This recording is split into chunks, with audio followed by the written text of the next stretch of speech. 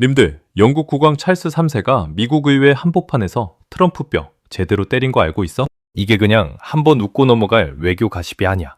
평소 말 한마디 한마디 은유로 포장해서 100년에 한 번 직설할까 말까 한 게 영국 왕실인데, 그 왕실의 수장이 미국 상하원 합동회의에서 마이크 잡고 왕처럼 행동하지 말라고 작심 발언을 해버린 거야. CNN조차도 왕실 기준으로 놀랍도록 직설적이었다고 평가했어. 형님들, 이 정도면 외교 무대에서 거의 핵폭탄급 사건이야. 근데 진짜 무서운 건 따로 있어. 이 한마디 연설 뒤에서 글로벌 거대 자본이 미친 듯이 움직이고 있고, 그 충격파가 결국 우리 형님들 통장 잔고까지 흔들고 있다는 거야. 영국이 왜 갑자기 미국에 칼을 빼들었는지, 그 이면에 어떤 돈의 흐름이 숨어 있는지, 내가 그 뒷배경 싹 다 뜯어왔으니까 딱 집중해봐. 자, 일단 무슨 일이 있었는지 팩트부터 정리할게. 2026년 4월 28일 찰스 3세 영국 국왕이 미국 의회 합동회의에 섰어. 미국이 영국에서 독립한 게 1776년이지? 그해 영국 국왕이던 조지 3세의 후손이, 그러니까 250년 전 미국이 총 들고 쫓아낸 그 왕의 직계 후손이 미국 독립 취역 50주년을 한 해 앞두고 미국 의회 연단에 서서 민주주의를 지켜라, 법치를 지켜라, 동맹을 지켜라고 연설한 거야.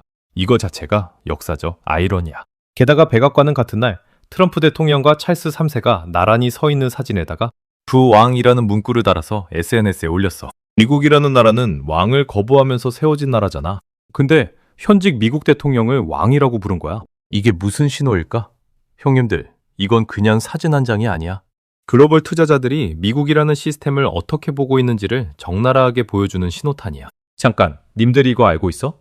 사실 이 연설 직전 영국 파운드화가 달러 대비 0.8% 급등했고, 영국 국채로 30억 달러 규모의 글로벌 자금이 일주일 만에 빨려 들어갔어. 왕이 입을 열기도 전에 스마트머니는 이미 알고 있었다는 거야. 자, 이제 본론이야. 찰스 3세가 정확히 뭐라고 했는지 핵심 문장 3개만 짚을게. 첫째, 미국의 말은 건국 이래 늘 무게와 의미를 담아왔다. 하지만 이 위대한 나라의 행동은 그보다 더 중요하다. 이게 뭔 소리일까? 트럼프가 입으로는 동맹 외치면서 실제 행동은 일방주의로 가고 있다는 직격탄이야. 둘째, 친구 사이에도 영원한 유대감을 깨트리지 않으면서 이견을 보일 수 있다.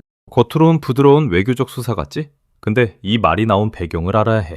최근 영국이 미국이 주도한 이란 전쟁 참여를 거부했어. 그러자 트럼프가 분노해서 영국령 포클랜드 제도에 대한 영국 주권 지지를 철회하겠다고 협박했거든. 사실상 동맹 깰 수도 있다고 으름장을 놓은 거야. 그 협박에 대해 왕이 직접 친구끼리도 의견을 다를 수 있다고 받아친 거지. 셋째, 링컨의 게티즈버그 연설을 인용했어. 세상은 우리가 하는 말에 별로 주목하지 않을지 모르지만 우리가 하는 행동은 결코 잊지 않을 것이다. 이거 미국인이면 초등학생도 아는 문장이야. 근데 그걸 외국 왕이 미국 의회에서 인용한다는 건 당신들 행동은 역사에 기록될 거다라는 경고야. 아메리칸 대학교 게린 마틴 교수는 이걸 두고 왕이 대통령에게 왕처럼 행동하지 말라고 조언하는 것처럼 들렸다고 평가했어. 여기까지가 표면이야. 자, 이제부터가 진짜야. 왜 영국이 갑자기 이렇게 강하게 나왔을까?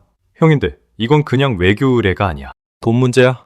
거대 자본의 전쟁이 시작됐다는 신호야. 지금 글로벌 금융 시스템에서 가장 중요한 두 축이 어디인지 알아? 뉴욕 월스트리트라. 런던의 시티 오브 런던이야. 전 세계 외환 거래의 38%가 런던에서 돌아가고 유로달러 시장의 핵심 결제도 런던에서 이루어져. 즉 달러 패권을 실제로 굴리는 인프라의 절반은 영국이 쥐고 있다는 거야. 근데 트럼프가 들어선 이후 어떻게 됐냐? 관세를 무차별로 때리고 동맹국 자산을 압박하고 연준 독립성까지 흔들기 시작했어. 그 결과 글로벌 투자자들이 달러를 못 믿겠다고 슬슬 빠지기 시작한 거야. 실제 숫자로 보자. 2025년 한 해 동안 글로벌 중앙은행들이 미국 국채에서 빼낸 돈이 무려 4천억 달러야. 하나로 약 560조. 그 돈이 어디로 갔게? 금이랑 영국 국채, 그리고 유로존 채권으로 흩어졌어. 금값이 1년 만에 42% 급등한 게 이거랑 무관하지 않아. 여기서 소름 돋는 반전이 있어. 뉴스에선 절대 말 안 해주는 진짜 이유가 있거든.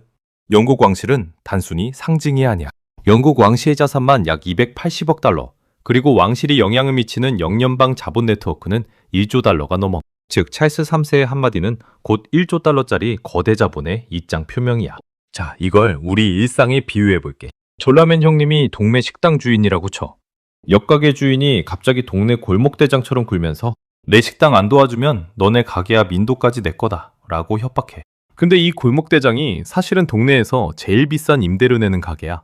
즉 모든 손님이 그 가게 보고 동네에 오는 구조인 거지. 그래서 다른 가게 주인들은 어쩔 수 없이 끌려다녔어.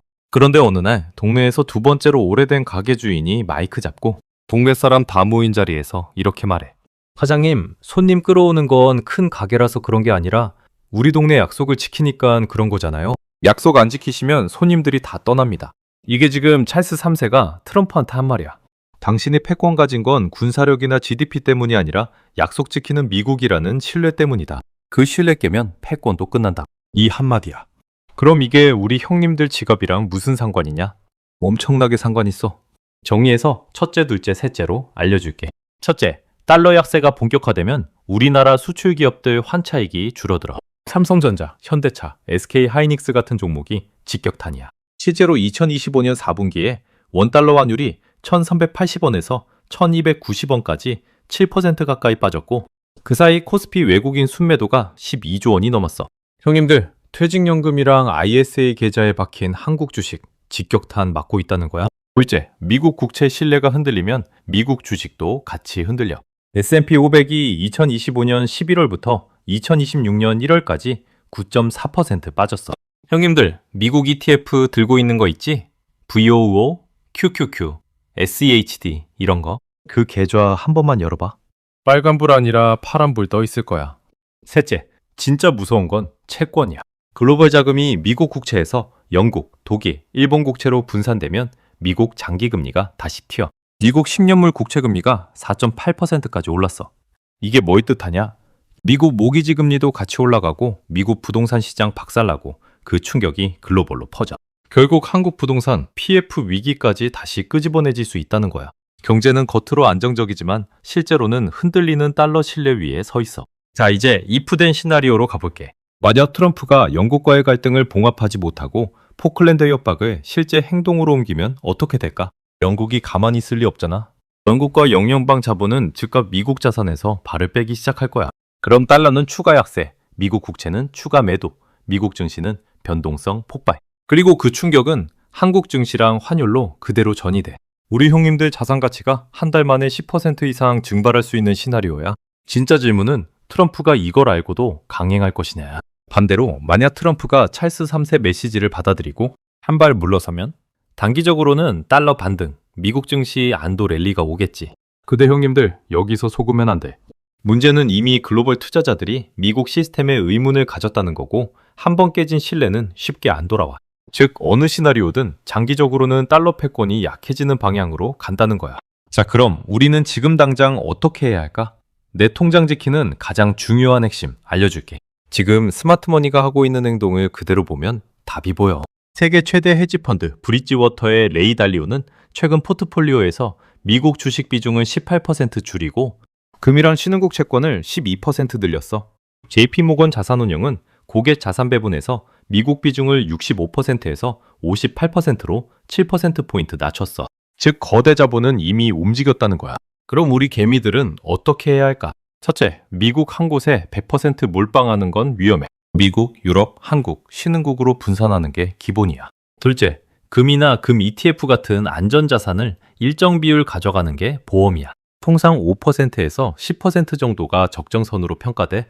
셋째, 환율 변동성 대비를 위해 원화자산도 일정 비율 유지해야 해. 모든 걸 달러로 바꾸는 게 무조건 정답이 아니라는 거야. 거대 자본의 흐름을 읽는 자만이 살아남는 거야. 정리할게. 찰스 3세가 트럼프한테 던진 한마디는 그냥 외교 의전이 아니야. 달러 패권에 균열이 가고 있다는 신호고 글로벌 거대 자본이 이미 움직이고 있다는 증거야. 형님들이 기억해야 할 건 딱 세 가지야. 첫째, 달러 신뢰는 흔들리고 있다. 둘째, 스마트머니는 이미 분산을 시작했다. 셋째, 개미가 가장 늦게 움직이면 가장 비싸게 사서 가장 싸게 판다. 세상에 100%는 없어. 감정이 아니라 숫자를 봐야 해. 다음 영상에서는 시티 오브 런던이 진짜 어떻게 글로벌 달러 패권을 굴리고 있는지 영국 왕실 자본 네트워크의 비밀을 1조 달러 단위로 뜯어볼게. 이게 풀리면 왜 영국 파운드화가 다시 강세로 가는지 정확하게 보일 거야. 오늘 이야기 진짜 도움됐다 싶으면 좋아요 한 번씩 시원하게 꼭 눌러주고 궁금한 종목이나 궁금한 경제 뉴스 있으면 댓글로 알려줘. 내가 또 밤새서 이런 도움되는 리포트 뒤지고 팩트체크해서 다음 영상으로 가져올게. 이렇게 뼈 때리는 경제학 구독자들에게 도움되는 진짜 정보 하나도 빠짐없이 매일 전부 다 알려줄 거니까 뼈 때리는 경제야. 구독과 알림 설정 꼭 해두고 우리 진짜 다 같이 살아남자.